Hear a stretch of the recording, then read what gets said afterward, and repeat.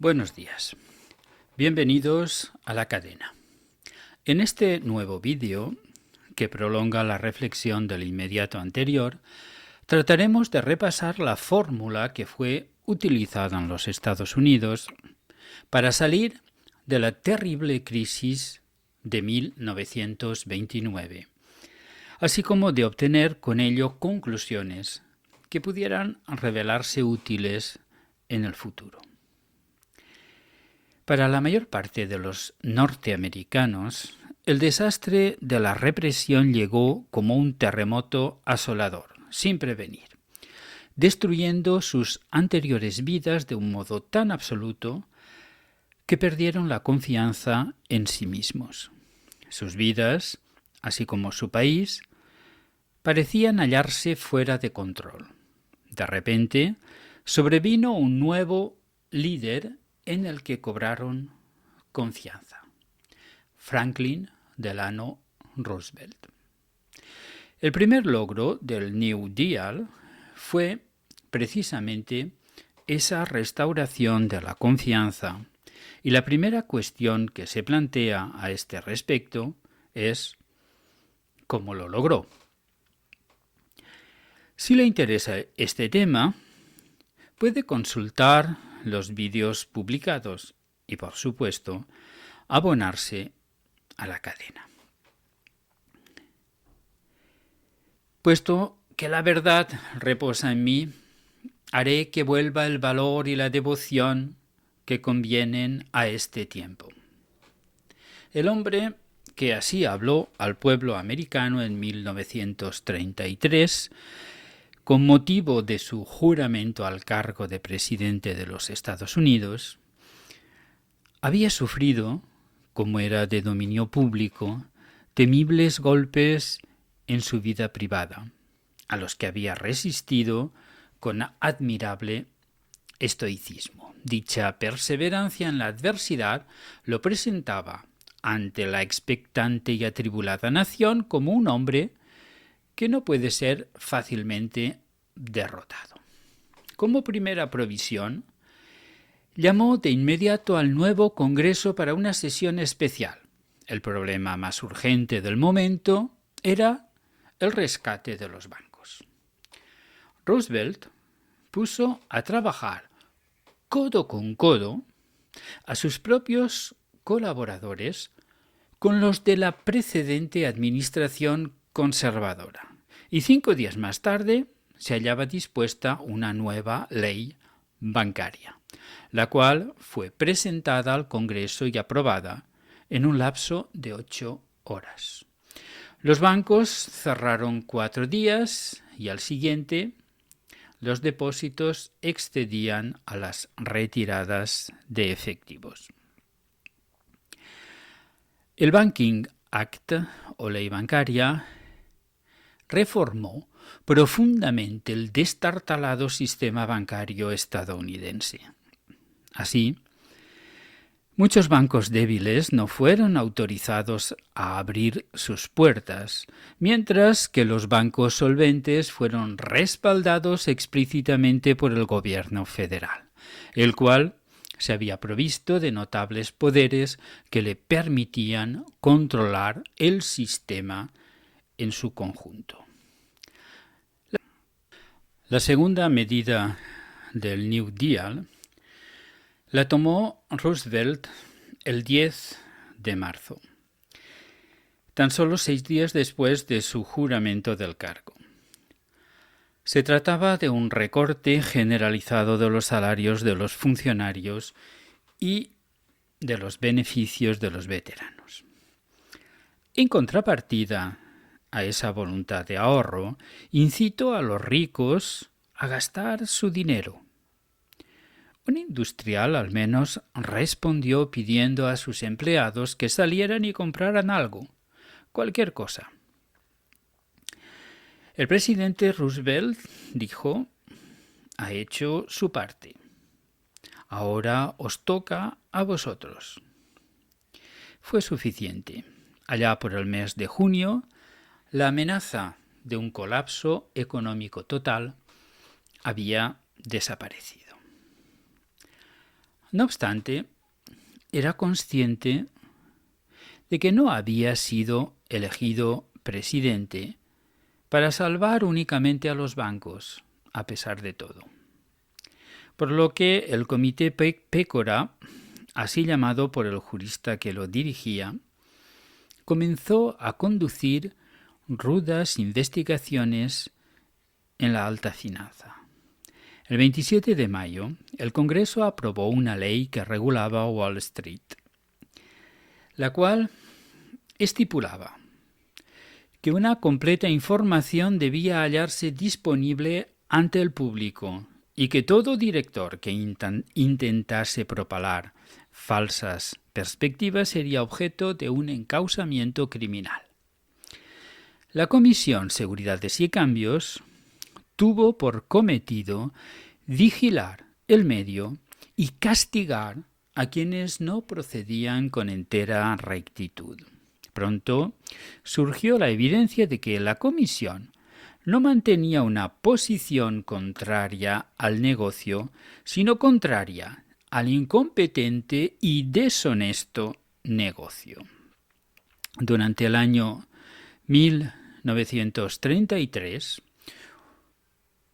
un torrente legislativo se precipitó en el Congreso, el cual a punto estuvo de quedar colapsado por la avalancha de leyes que el presidente y su equipo de jóvenes colaboradores, muchos de ellos profesores, llegó a hablarse del trust del cerebro, le dirigía.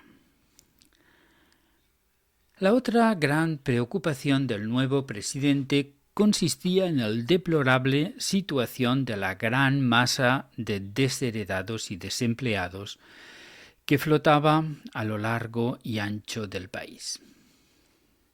El 31 de marzo se estableció el Civilian Conservation Corps, que encauzó a 250.000 de jóvenes desempleados bajo una disciplina casi militar hacia un gigantesco programa de reforestación, construcción de embalses, limpieza de pantanos, etc. Una medida similar fue aplicada a los veteranos. También quitó algo de su aspereza a la ley seca, permitiendo la fabricación de cerveza y vinos suaves. El Agricultural Adjustment Act otorgó al gobierno federal amplios y nuevos poderes para apoyar a los granjeros y el Federal Emergency Relief Act tenía como objeto aliviar la situación de los desempleados, para lo que puso a su disposición $500 millones para su distribución por agencias estatales y municipales. Otra polémica medida fue sacar al dólar del patrón oro. Su propio director del presupuesto opinó que eso significaba el final de la civilización occidental. Pero Roosevelt estaba convencido de que ello iba a contrarrestar los terribles efectos deflacionarios de la depresión que todavía eran demasiado patentes. El National Industrial Recovery, NIRA, suspendió las leyes antitrust a cambio de ciertas concesiones por parte de las grandes empresas, entre las cuales las dos más importantes fueron la facultad que se acordó a los trabajadores para organizarse libremente en sindicatos y, por otra parte, la creación de una oficina federal, la National Recovery Administration, cuyo cometido era el de regular cada separada rama de la industria. En resumen, los 100 primeros días del New Deal estuvieron consagradas a establecer medidas de urgencia encaminadas a relanzar la economía, por una parte, y a devolver la confianza a los americanos, por otra. El primer objetivo fue lenta y someramente alcanzado, debido a la resistencia de una parte del empresariado.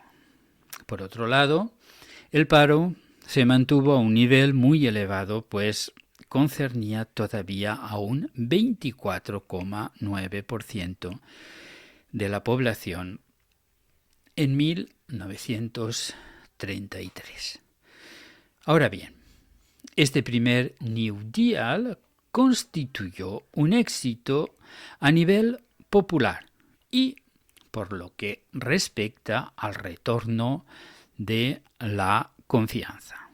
El saneamiento de la situación bancaria permitió a los americanos depositar de nuevo sus ahorros en los bancos. Hubo, sin embargo, descontentos entre los industriales más conservadores, que acusaron al presidente de llevar a cabo una política socialista. Las elecciones legislativas de 1934 reforzaron su mayoría demócrata y lo confortaron en sus opciones. El segundo New Deal hizo más hincapié aún sobre el aspecto social. La legalización de los sindicatos se topó con la reticencia de los círculos de negocios y de los empresarios. Por esta razón, en 1934 estallaron huelgas en numerosas empresas para protestar contra la negativa de los patrones a reconocer los sindicatos, disminuyendo así la actividad en las ciudades. Las empresas utilizaron medios diversos para intimidar a sus empleados, como el espionaje o las amenazas sobre sus empleos.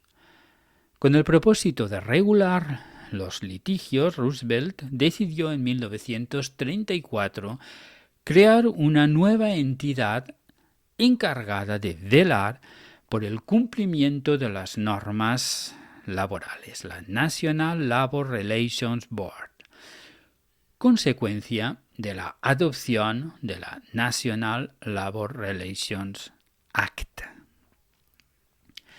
Desde 1934, líderes sindicales de primer plano como John L.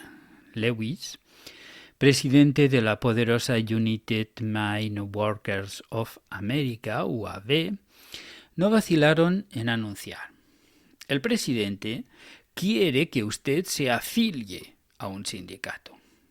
Sin embargo, Roosevelt no apreció el ser visto como un enemigo de los empresarios, quienes debían permitir la reconstrucción del país. Rápidamente, los índices de sindicalización aumentaron. Pasaron del 9% en 1930 a más del 33% en 1940 en la industria manufacturera y del 51% en 1930 a más del 75% en 1940 en las industrias mineras. En otros sectores, las cifras fueron similares.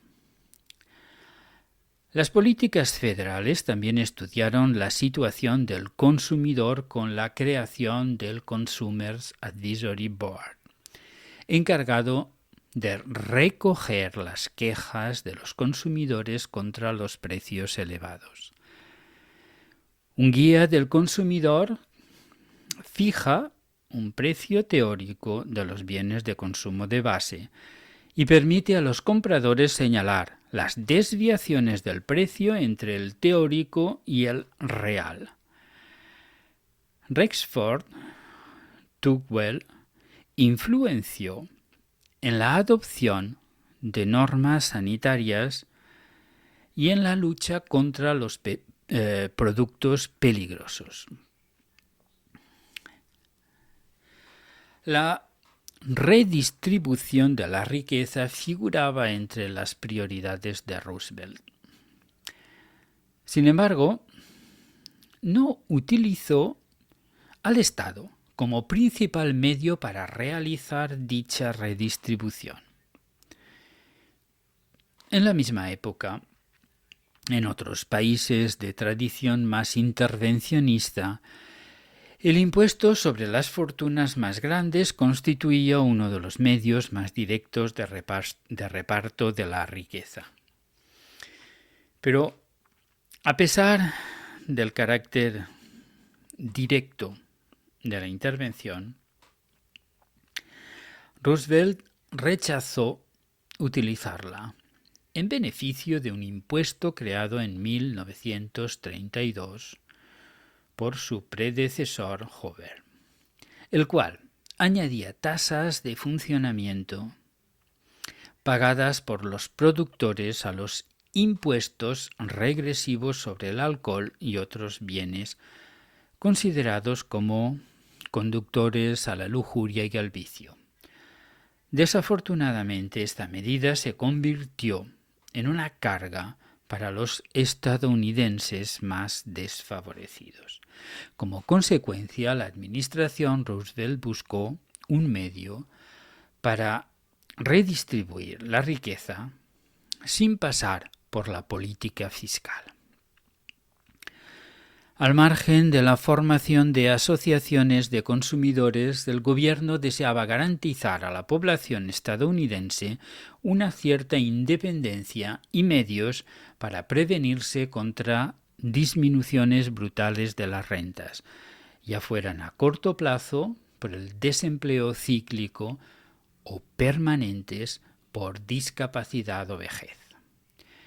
En un primer momento, Roosevelt decidió crear una comisión de seguridad económica encargada de esbozar los planes de una seguridad social, la cual preconizaba, en un informe enviado a Roosevelt, un sistema de jubilación pagado primeramente por los futuros jubilados y luego progresivamente por las rentas del Tesoro.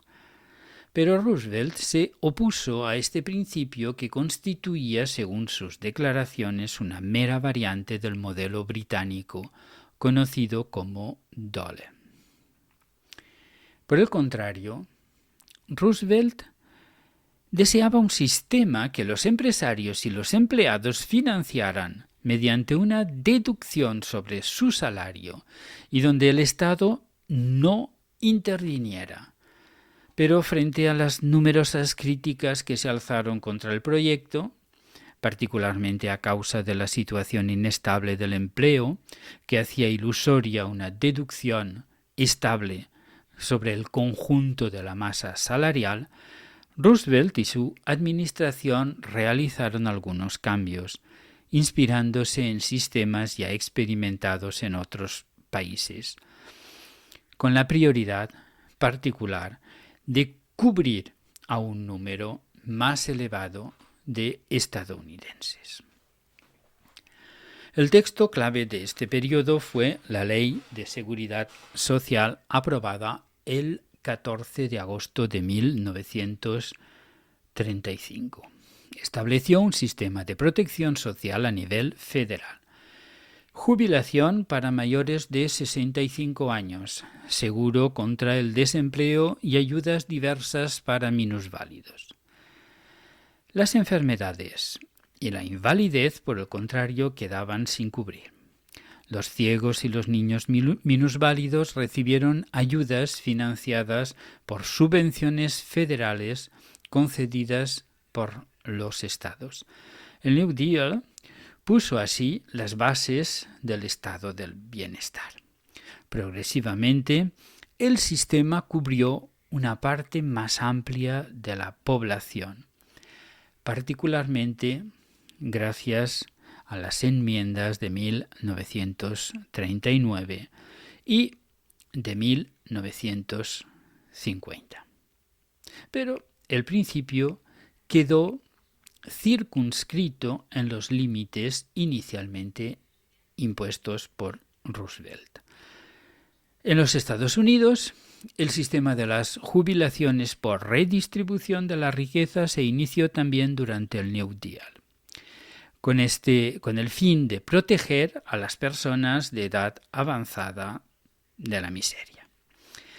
En 2005, este sistema daba más de la mitad de sus rentas a 2/3 de los jubilados del país. A pesar de la reforma de la Corte Suprema, los demócratas se dividieron en el transcurso de 1937, mientras el país conocía su primera recesión, desde que se había alcanzado el punto más bajo en 1932, lo que puso en peligro la credibilidad del New Deal. Varias posiciones se confrontaron entonces. Los círculos de negocios acusaron a la administración Roosevelt de impedirle realizar inversiones productivas y castigar las actividades económicas con las tasas de la seguridad social efectivas a partir de 1937. Por el contrario, los partidarios del New Deal denunciaron una huelga del capital llevada a cabo por los círculos de negocios para desacreditar el New Deal, responsabilizando también a Roosevelt que, a causa de su conservadurismo fiscal, tomó la decisión de reducir ciertos gastos de obras públicas para equilibrar el presupuesto, provocando de esta forma un recrudecimiento del desempleo.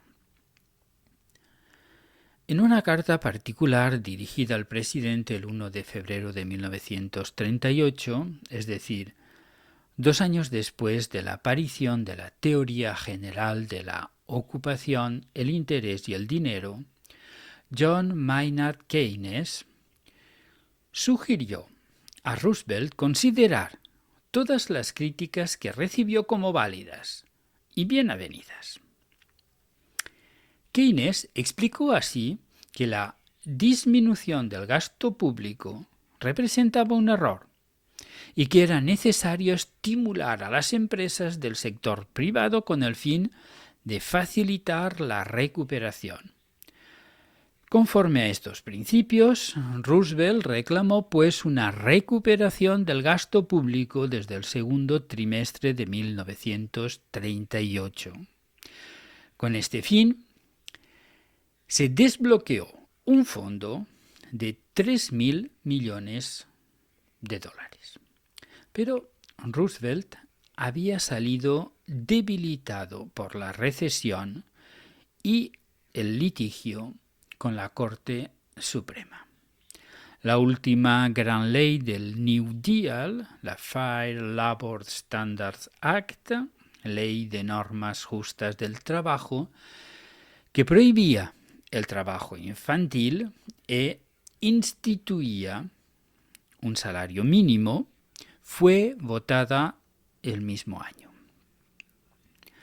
Con posterioridad, ningún otro texto legal superior fue ratificado en el Congreso y el New Deal fue cediendo progresivamente su lugar a una nueva cuestión: la guerra.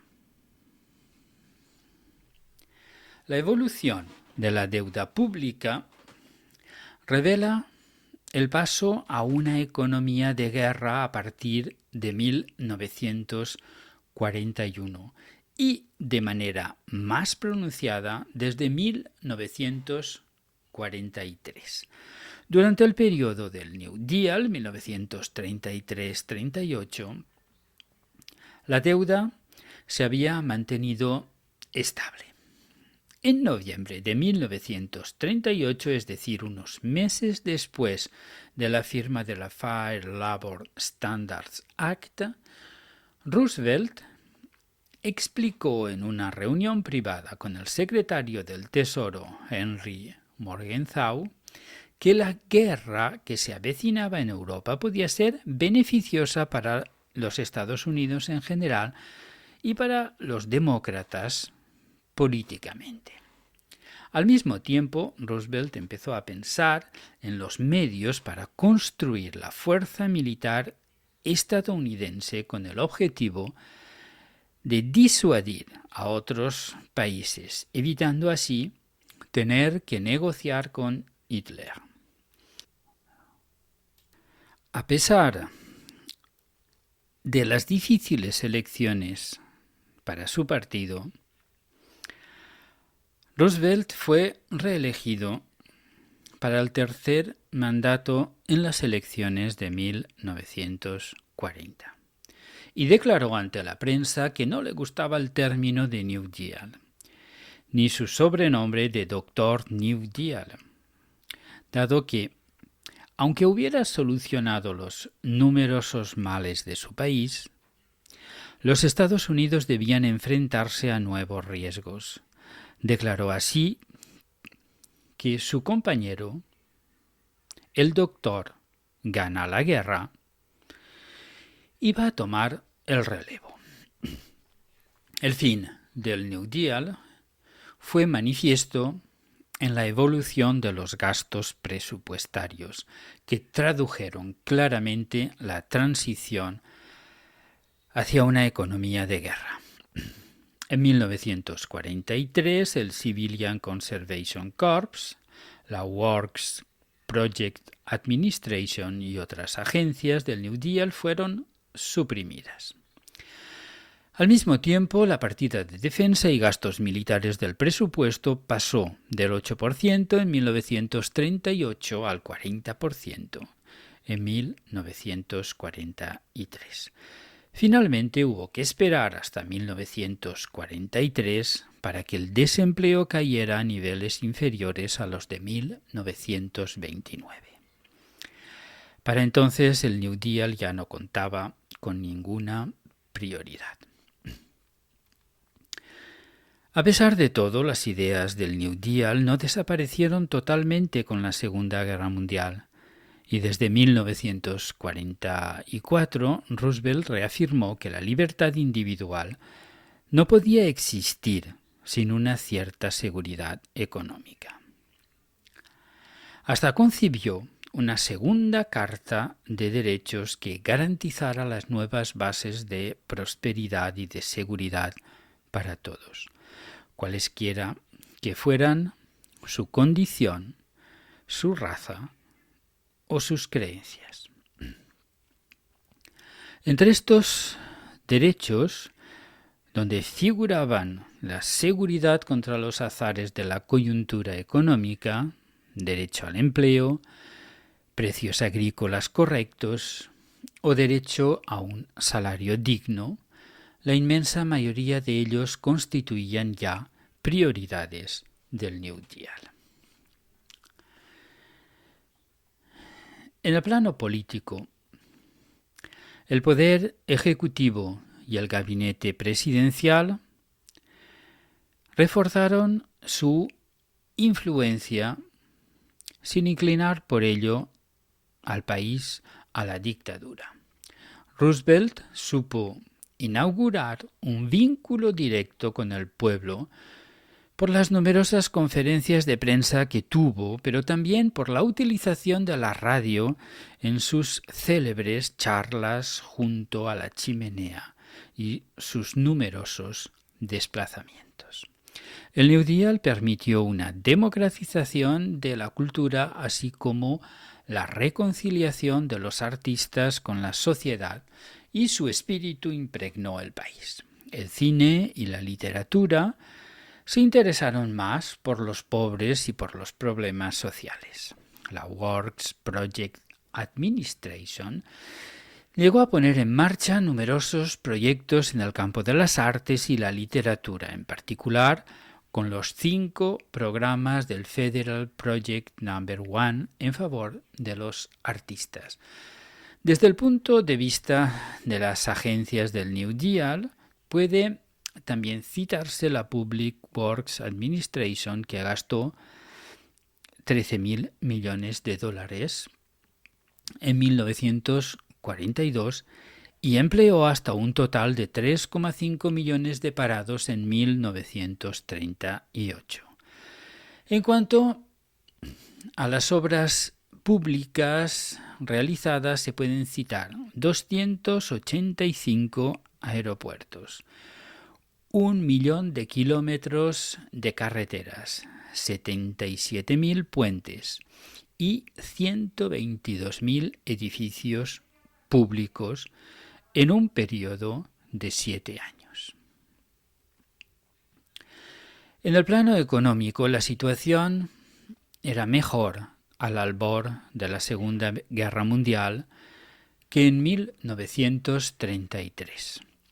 La producción industrial recobró su nivel de 1929. Sin embargo, el desempleo se mantenía en unas cifras masivas. El 17% de la población activa estadounidense se encontraba desempleada en 1939, o sea, 9,5 millones de personas. Sin embargo, recibían un subsidio de desempleo, lo que representa una novedad en relación con la situación precedente al New Deal. La población activa aumentó en 3,7 millones de personas entre 1933 y 1939. El New Deal inauguró, además, un periodo de intervencionismo estatal en numerosos sectores de la economía estadounidense. Aunque no hubo nacionalizaciones, las agencias federales desarrollaron sus actividades y emplearon a más funcionarios con título universitario. Las medidas del New Deal pusieron así las bases de la futura superpotencia estadounidense. A pesar de todo, el New Deal no llegó a hacer volver la prosperidad de la década de 1920 y en 1941, 6 millones de estadounidenses todavía esperaban un empleo. El pleno empleo no se consiguió antes del ataque japonés a Pearl Harbor, pues la reciente entrada de Estados Unidos en la guerra contra el Eje había generado un gran estímulo para que la industria pesada estadounidense, una de las más amplias y diversificadas del mundo, se lanzara a participar en el esfuerzo de guerra. El reclutamiento de tropas y la demanda de obreros en las fábricas causaron una dinamización de la economía que paulatinamente redujo el número de desempleados. Desde el punto de vista de la inversión, los resultados también fueron regulares. La oposición de los círculos empresariales a la acción de Roosevelt e incluso su voluntad de obstaculizar el proceso provocaron una caída de la inversión privada que la pública no pudo compensar. Con todo, las medidas de Roosevelt permitieron sostener la demanda global, frenando su caída. La recesión económica de 1937 también jugó en contra de Roosevelt, traduciéndose particularmente por un descenso del 50% del valor de las acciones y por una subida del desempleo que afectó a 11 millones de estadounidenses ese mismo año. En cuanto a la agricultura, Roosevelt no llegó a ofrecer una paridad entre los precios agrícolas e industriales, debido particularmente a la reticencia del Congreso a otorgar costosos créditos en 1938 para detener la caída de los precios agrícolas. En un contexto de nuevo incremento de la producción, los precios de los productos agrícolas disminuyeron de nuevo, causando graves pérdidas de dinero entre los pequeños campesinos. El problema del empobrecimiento rural se agravó aún más, como lo demuestra John Steinbeck en su novela Las uvas de la ira. En materia comercial, los resultados fueron netamente inferiores a los registrados antes de la crisis. La situación del equilibrio de las cuentas se degradó progresivamente y la balanza comercial pudo recobrar el equilibrio solamente gracias a una contracción neta de las importaciones que pasaron de 4.400 millones de dólares en 1929 a 2.100 millones en 1939. Pese a todo, Estados Unidos aumentó la compra de oro, de tal modo que en el país se encontraba el 70% de las existencias de oro mundial en 1939. El segundo New Deal, cuyas medidas fueron elaboradas por la llamada escuela de los coyunturistas, Alvin Hansen y Foster en particular, fue fuertemente influenciado por los trabajos de Keynes, particularmente por el principio del pump priming preparado de la bomba, indispensable para la recuperación económica y para el apoyo de la demanda global. En cambio, Keynes contribuyó a la creación del sistema monetario internacional al concluir la Segunda Guerra Mundial y en respuesta a los acuerdos de Bretton Woods. De hecho, mientras que el ambicioso programa nacional del New Deal comenzaba a pagarse, Roosevelt se dio cuenta de la importancia de la política exterior, convenciéndose, particularmente a partir de las teorías de su secretario de Estado Cordell Hull y de Keynes, de que un comercio sin impedimentos podía ser un camino de paz y prosperidad.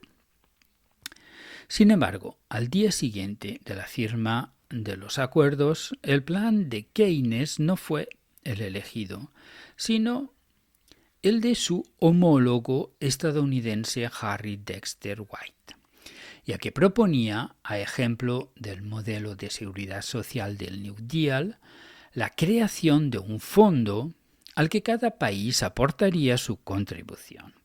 Fue así como se sentaron las bases del Fondo Monetario Internacional y el Banco Internacional de Reconstrucción y Fomento.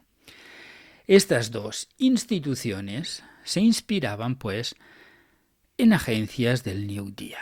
Así, la incapacidad del Fondo Monetario Internacional para abastecer de fondos con el objetivo de combatir la subida del comunismo condujo a la creación del Plan Marshall. En resumen, el New Deal palió los efectos de la depresión, recuperó parte del empleo y creó un ambiente de optimismo inexistente desde el crack de 1929, basado en un sensible incremento general del poder de compra del ciudadano medio, quien, al convertirse en asiduo consumidor, contribuyó a dar el primer impulso a la anquilosada rueda de la economía. Con todo, quizá ello no habría bastado para hacer de Estados Unidos la primera potencia mundial sin el formidable empujón de la economía de guerra. Es todo por esta vez. Si ha encontrado el vídeo útil, pulse el botón like y abónese a la cadena para recibir vídeos nuevos. Hasta pronto en Gramática del Dividendo.